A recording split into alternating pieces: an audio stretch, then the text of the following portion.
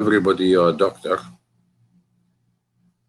Or forget about it, break your nose, forget about your ego, and go and learn from experienced people, whether they were laborers, whether they were whatever. So that was the first big step in my life, to break my nose and go and break my ego and learn from laborers. So I was asking a lot. I wasn't talking. I was asking a lot. And I learned from these laborers how to manage a dairy farm, from laborers. Zabardast. And then the more complicated stuff, I started learning from the other people, Hmm. step by step.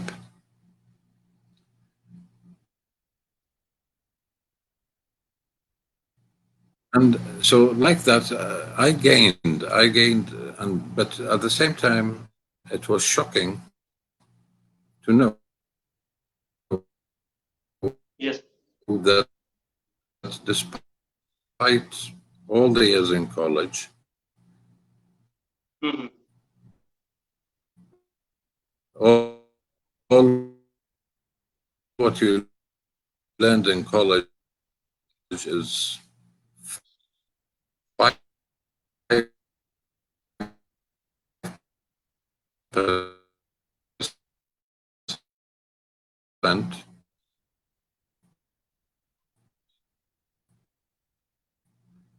in Dubai. All this knowledge, you have Hmm. 95%. You have to understand how to handle the politics, Hmm. the owner, the staff, Okay. because I don't mind getting 100,000 dairy animals coming inside the farm are not a problem. But Okay. one new human being is a big nightmare. So you have to learn how to handle these people. Okay. So when you, the upper management is not like what you talk with the lower management or your peers. So when you talk to the upper management, you need to click and go up as much as possible. Oh, And that's when you great. talk, yeah, and when you talk below, you have to talk to their with their mind language. So I call them. You have to learn how to talk Chinese, Vietnamese, Tagalog, Pakistani. What I mean is, even if they all speak English, it's different according Hmm. to their brain level. So you have to speak to them the language they understand. Don't expect them to understand your language. You have to get the message through. So part of the problem is some people talk as though they are talking to themselves in the mirror. You Hmm. can't expect all these people to understand what you're talking, because if they are all like you will have a severe competition to take your place. That's why each one is in his position and you are the boss. So all this is not taught inside colleges. And sorry to say, whenever they do training, the training is more about gaining a certificate, putting it on the wall, and having a nice meal. Most of the training is like that. I'm straightforward, honest with you. Maybe every 100 person, one goes in and listens, but the rest, they are there for the meal and for the certificate. I Exactly. remember, yeah, and I was one of them, by the way. I was like that until one day I was in a training. So the trainer asked me, "What do you think about the training?" So I told him it's all a joke. It's only talk. We know all of it. So he wasn't offended. He smiled. He told me, so you know everything. I told him, yeah, it's all talk. I know all of it. So he got for me a can of Coke. And he told me, what you see? So I told him, can of Coke. He said, no, be specific. So then it dragged. He wanted me to tell him exactly what I see in front of me. Describe what I see. So I described what I saw. Then he told me, no, I'm wrong. I told him, no, I'm right. He said, no, you are wrong. I told him, why? So he turned the can of Coke around. Now he's looking at a different picture than the one I'm looking at. He's looking at the composition, where is it made, I don't know what, while I was looking only at the name, Coca-Cola. So when he showed me that example, I was just quiet. I told him, I got the message. I'm totally wrong. And it was genuine. I went back to all the courses I did before and read them all again because I discovered how I didn't know anything while I was telling everybody it's only talk. So this is one example, let's say for the manager, or a dairy farm manager. The dairy farm manager has to understand what the owner is looking at, what the finance controller is looking at, because these are the main two he's dealing with. The money man and the owner. That's the main two on top of the head of any farm manager. The owner is looking at a complete set. So if you had a 1,000 piece puzzle, the owner is looking at maybe 950 pieces from the 1,000. He can see that. The finance controller actually looks more. He can see maybe 970 pieces. The finance manager always can see more. The farm manager looks around 700 pieces from the 1,000 pieces. The 25 pieces left, nobody can see it because it's things that come up on daily basis or things that nobody knows about. Let's say a sudden increase in prices of food, politics, wars, change in environment, things that nobody can see. But it's not an excuse as well. I'll come back to it. The lower you go in the farm, the less they see from the 1,000 pieces. And that's how you have to talk to these people. And that's why when you go and have a chat with your finance manager, remember that he can see the bigger picture than what you are seeing. So the finance manager, for example, allocates money for the farm, but he also has to allocate a budget to the factory and to the sales department and to the marketing and to the human resources and to the purchasing. So if he says no, don't be angry and try to sit in his place and look at the can of Coke from the other side. You understand me? So we have to, before we fight with the owner or whoever is above us who can see a bigger picture, we have to sit in their place and understand what they are looking at. Like that, there will be less problems between you and them. That will help a lot. So that's not taught in college. That's taught in life. And not anybody can learn that. The farm manager's main job is basically to provide everything needed by the farm staff. Everything. Medication, food, happy days. So, you know the sandbag for the boxer? The farm manager is the sandbag. So you have to Okay. protect, and believe me, I'm using the right word. You have to protect your staff from politics and from the upper management by being the sandbag and not showing that.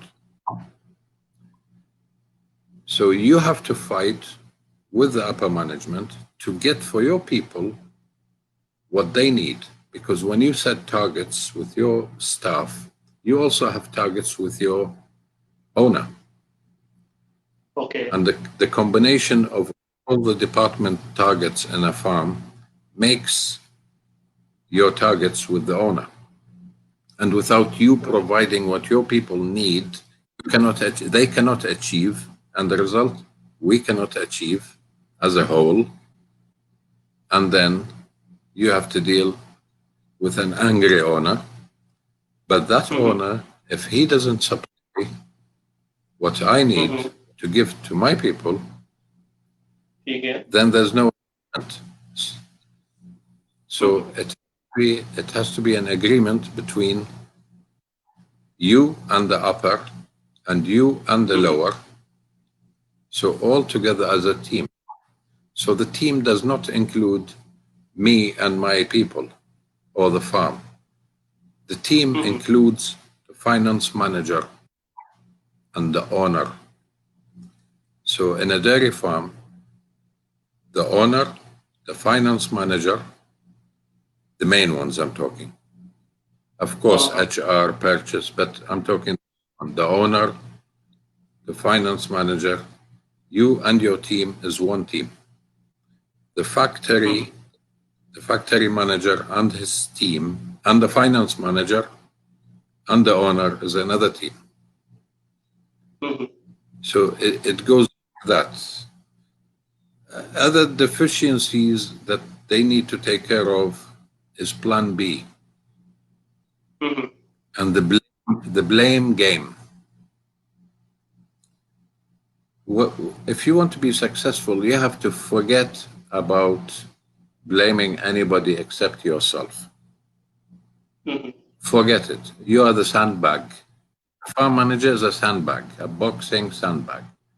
There is absolutely no excuse for anything. I had my boss in Arawabi Dairy in Dubai. He's always the main man responsible for any good came out of me. I learned a lot from this man, Dr. Tijani in Dubai. And that doesn't mean he was very nice to me. Sometimes he mocked me on the floor. But all this made me strong. I'll give you one funny example. In 2012 or 13, the temperature went up in Dubai 52, 53. And suddenly there's no water in the wells. These wells that are working for 30 years without stopping, suddenly there's no water, and suddenly just no water. So you can imagine 10,000 living animals with no water, not to drink, no cooling, 52, 53 Celsius. So the milk dropped 20, 30,000 liters in one day. And we had to run to get tankers. And this is the first time it happens in the history of the company. No water in the well. I'm talking 35, 40 wells. So the general manager called me. And I went in relaxed, What did I do wrong? I didn't do anything wrong. Actually, he mopped me on the floor. He was mad. I told him, what do you want me to do? If the sun exploded and the water stopped in the well, what's my mistake in all of this? He told me plan B. Where's your plan B? So that was a big lesson. Plan B, Plan B, Plan C. I don't care if you put A to Z plans. It's always right. And that's why you are hired. You have to make sure nothing goes wrong. But at the same time, you have to play the plan B back with the boss. So how you do that? With the same GM, we were doing the budget, and he has to approve the budget for the new year. So he's a fox, a very intelligent fox. So he looked at my budget. There are a few hundred animals missing there.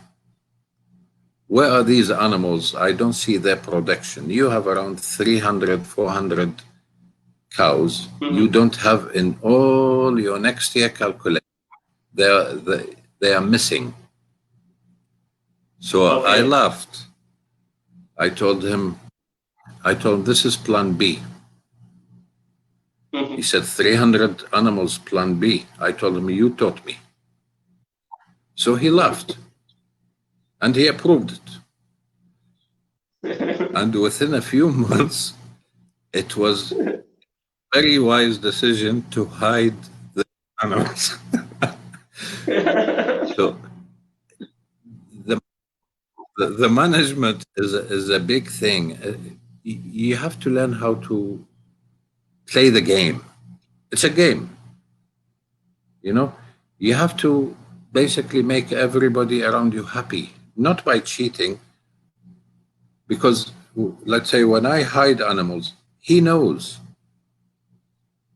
Whatever I do in the farm, he knows.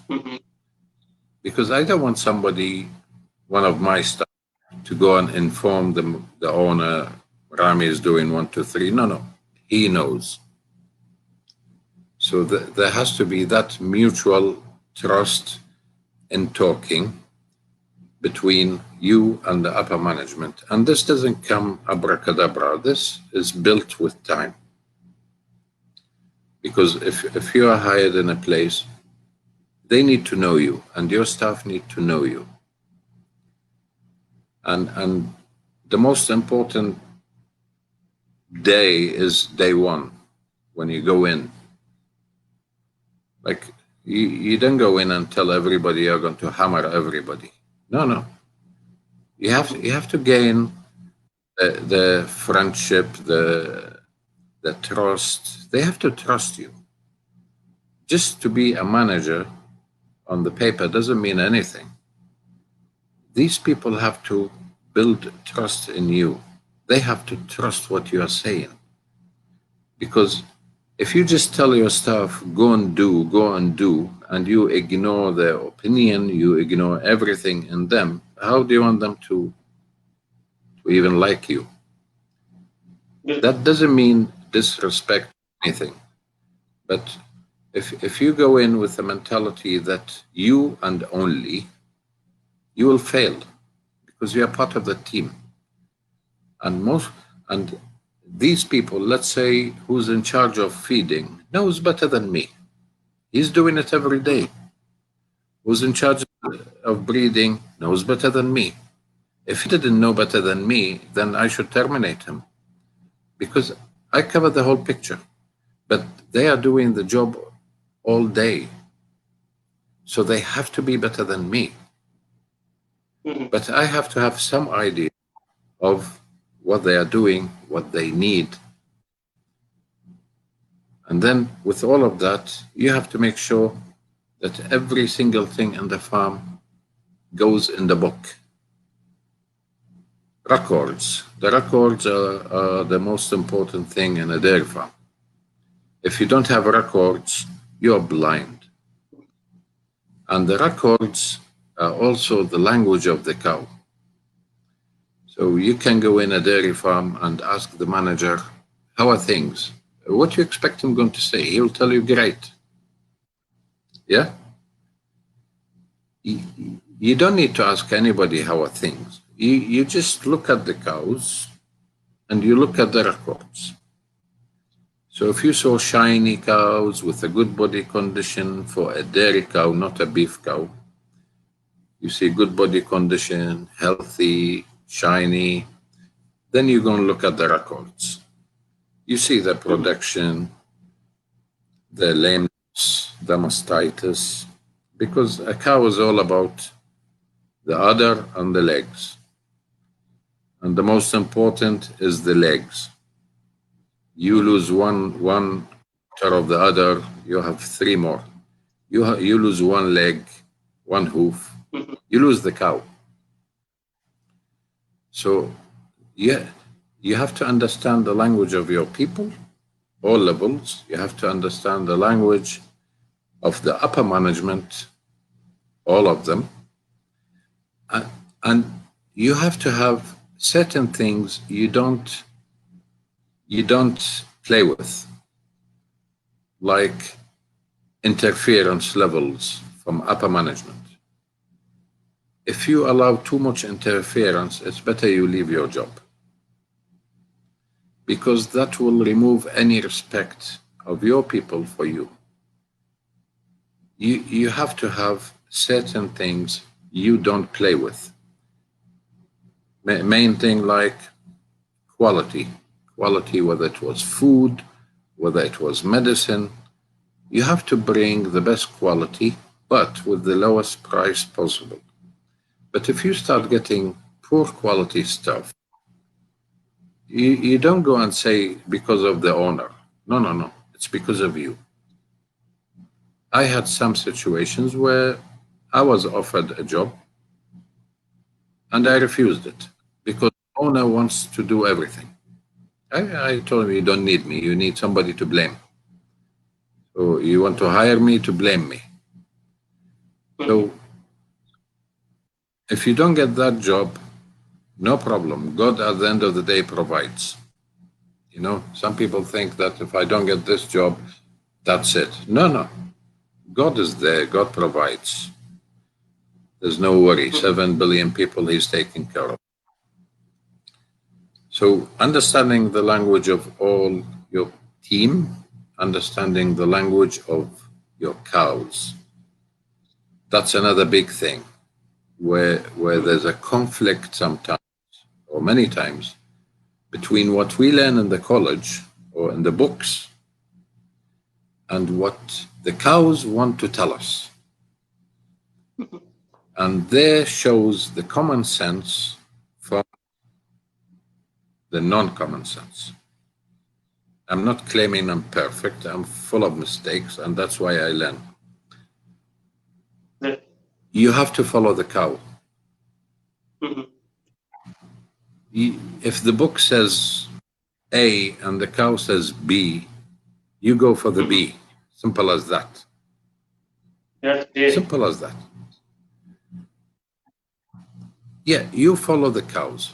So what you learn in the books, it doesn't mean don't read the books. No, read the books and create a very strong knowledge foundation of yourself. But when you come to implement, you implement slowly and gradually.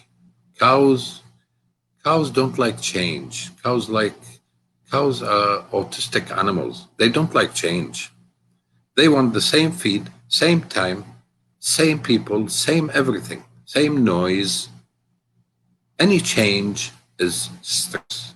That's why any change you do in a dairy farm, it has to be over a few days, gradually. Any change.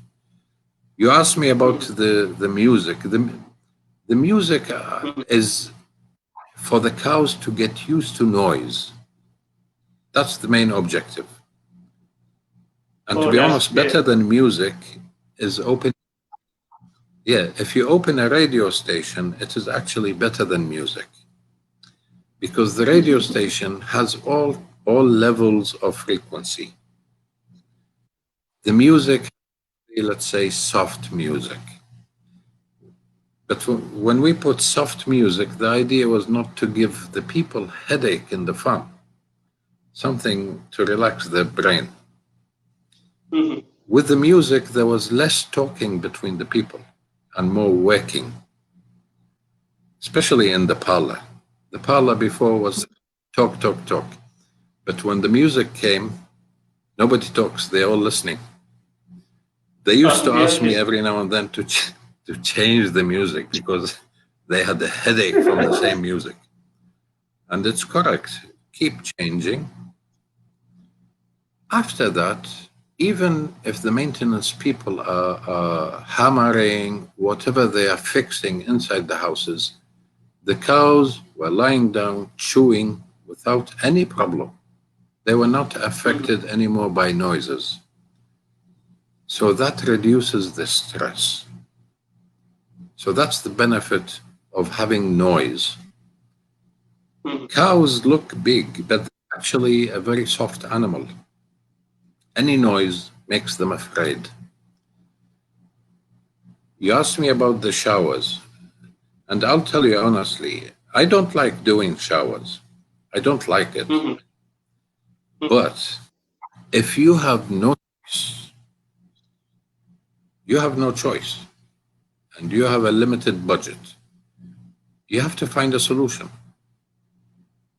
So I've seen your weather in Pakistan, especially when the monsoon comes and July and August and September, it's hell. The humidity, the temperature, and the weather changes not 4 seasons in one day. It changes 4 seasons 10 times a day. And that's too much stress on animals. So if you have a high temperature, high humidity, and you don't open a shower, what will happen? It will be a disaster. If you open the shower, what will happen?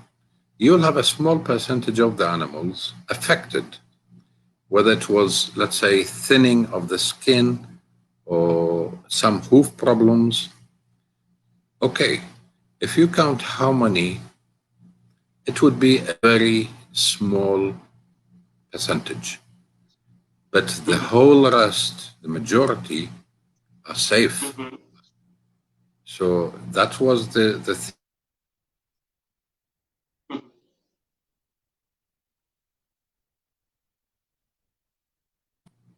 yes. So sometimes you have to make a decision. You have to find a solution. The best way to cool cows is corral cooler. That's the best way. But each corral cooler is around $10,000, and it's only for 12 to 14 animals. And still, despite you bringing that, you have to little bit well. If you don't have $10,000 for 12 animals, money is that? What you do, nothing, and you just look at the cows suffering. So we had to come up with this idea, which was also useful for too many small farmers and other farms that had limited budget. Okay, 2 or 3 from every 100 had problems, but sometimes it's like a filter. It's actually filtering your bad cows out. So there is a benefit in it at the end of the day, anyway. It's catching your poor cows. So there was a benefit in it. Let's say first day you use it, you lose, let's say, 5%. Second year becomes 2. It goes down. And some cows, no matter what you do, even if you put them inside a refrigerator, they will even be on heat stress. Some cows are like that because the cows are not the same. We think it's a dairy farm. It's not a dairy farm. Zoo. Believe me, it's a zoo. It's not a dairy farm. Anyone who thinks you have one type of animal in the farm, it's wrong. You have high cow, you have medium cow, you have low cow, you have dry cow, you have calves, all ages, and pregnant heifers, breeding heifers. The majority of those animals have totally different diseases, totally different management, totally different feeding. So you have many farms or many animals inside your own farm. And this has to go in the brain of the upper management. And it also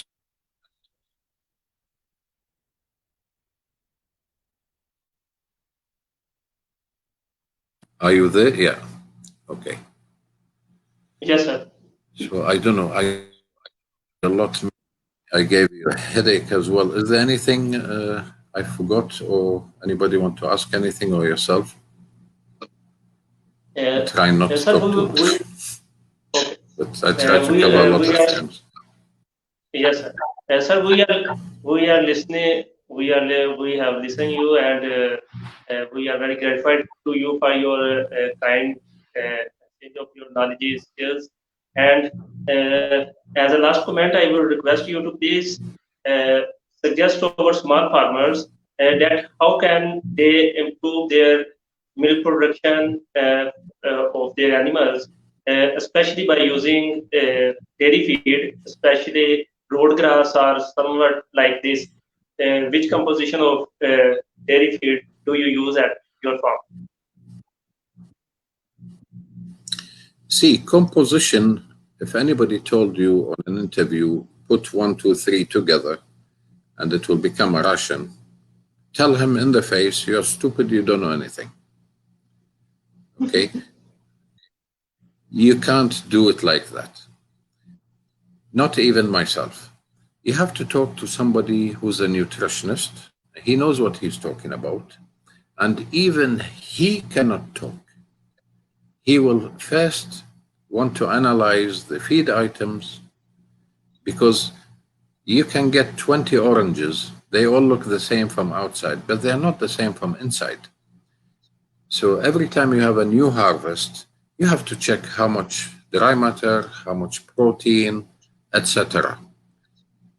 When you know how much is that, how much inside, then he can formulate the correct formula. Hafiz is one example. He's maybe the best nutritionist I saw in my life, and he's available in Pakistan. Mhm. And I learned a lot from this guy. He's actually really one of the best people in feeding in my life. I'm not promoting him. This is the truth. So I've been advising many people in Pakistan to contact him on Facebook. Mhm. This small investment to analyze the feed materials pays back because let's say put 2 kilo of this with 1 kilo of this. What if Mhm. the 2 kilos were not analyzed and the composition not like the book says? Mhm. That means you are feeding less than what the animal needs, or you are feeding more than the animal needs, and then Okay. you have problems. So the Okay. correct way is to analyze the major feeds in your food, and then you feed it. For Mhm. small farmers, I'll surprise you if I told you most of the small farmers are better than the big dairies. Mhm. Most of them. They are doing better than the big dairies because the Mhm. small farmer, every animal counts. In the big farm, no. If you lose Mhm. one or two, it's normal. But in a dairy farm, the cows, we know them by name, and every one of them is there. Okay. Some things in a dairy farm that can, small dairy scale, that they can quickly improve things. Feeding, don't feed different items separately. I noticed a Okay. lot of the small scale farmers, they put silage and then let's say after 1 hour they put protein or after 1 hour they put yeast or whatever. Don't do that. That's wrong. Mhm. Mix all together and feed. If you are milking twice a day, feed twice a day after milking. But mix it all together because Mhm. cows love sorting. They like to nibble and take only what they like.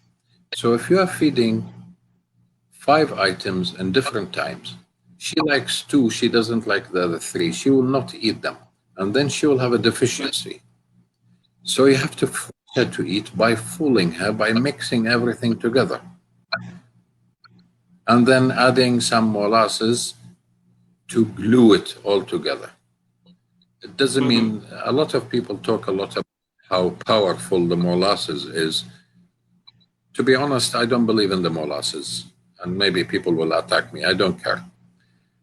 We removed the molasses one time, the milk cup. Okay. The molasses is just a sweetener. You have to analyze it. You don't know how it's made. That's why I'm telling you. It's about analysis. You have to mix everything together and feed when the cows are coming out of the parlor, and don't give any food inside the milking parlor. Ah, A that's a lot of great these teaching. small farmers never feed anything. They give protein or pellets inside the milking parlor. Stop it.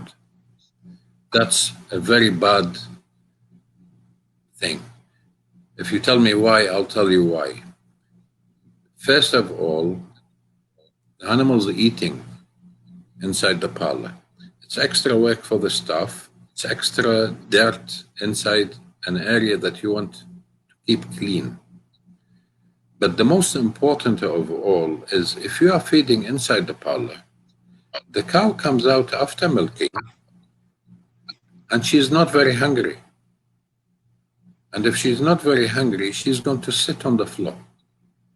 And if she's going to sit on the floor, the teats are not fully closed yet. So she has a chance of getting inflammation of the udder or mastitis.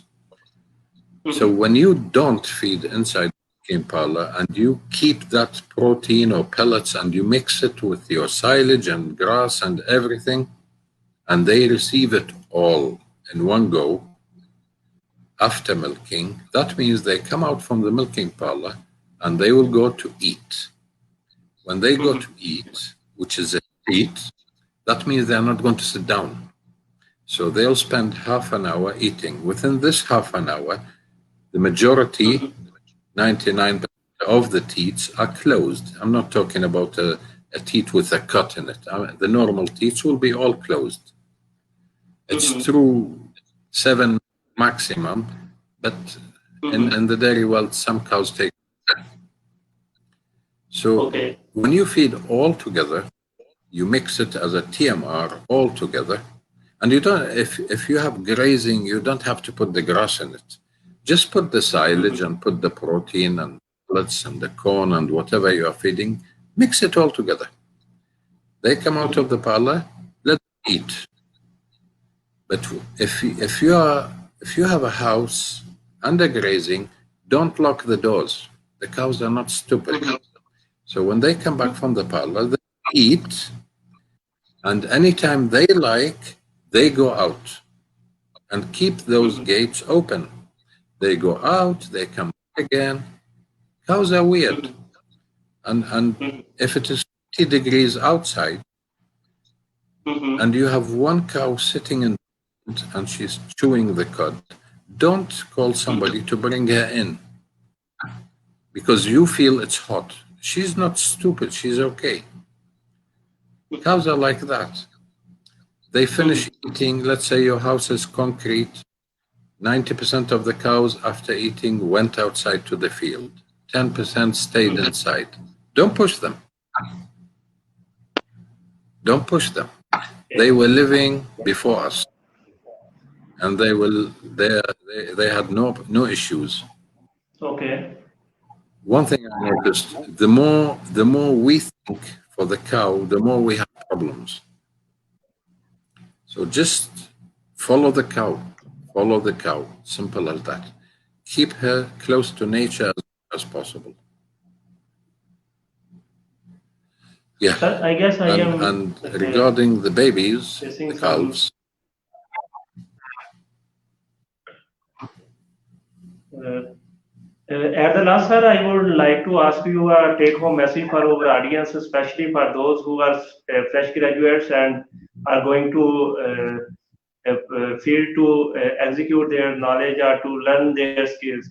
What take-home message would you suggest for those? See, my message to everybody: believe in yourself. Believe in yourself. Don't wait for people to do the experiments and print the books for you. God made us all with one brain. Mm-hmm. Don't wait for other nationalities to think for you. Don't wait for other nationalities to tell you how to manage a dairy. Some of the best brains in the world I saw were in Mm-hmm. Pakistan. You can do it, learn, but don't try to implement a system from Siberia in Pakistan. Don't try to implement a Okay. system from Karachi in Lahore. Every place has a different. Don't Google for a Mm-hmm. design of the house. No, you have to build what's suitable for your area. Mm-hmm. That's the main thing. And believe in yourself. Believe in yourself and break your ego and listen to your people. And remember one thing: every day you learn something new. We don't know, including me, we don't know 1% about the cows. Not 1%. We don't know what's inside the ocean, and we are looking in space. And we don't know more Mm-hmm. than 1% about the cows. 99% more Okay. to learn. That's my message. And thank you very much. Patience. Uh, sir, I am very thankful to you for your wise advices, experience, and exchange of your knowledge. And I would like to interview you in our next sessions. And thank you so much. Allah Hafiz. Inshallah. Thank you. Thank you.